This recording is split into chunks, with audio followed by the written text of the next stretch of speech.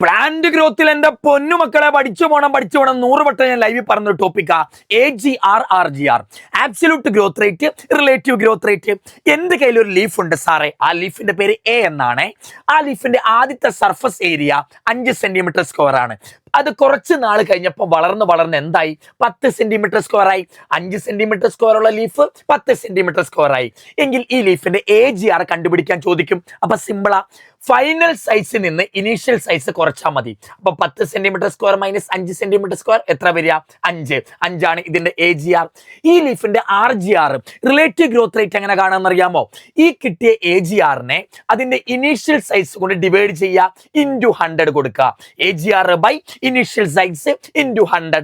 AGR എത്ര കിട്ടിയേ? 5 by initial size എത്ര? 5 തന്നെ. 5 ബൈ 5 ഇൻറ്റു 100. അപ്പൊ എത്ര കിട്ടും മക്കളെ? 100 ആണ് ആൻസർ കിട്ടുക. നല്ലൊരു പ്രോബ്ലമാണ് വരാൻ ചാൻസ് ഉണ്ട്.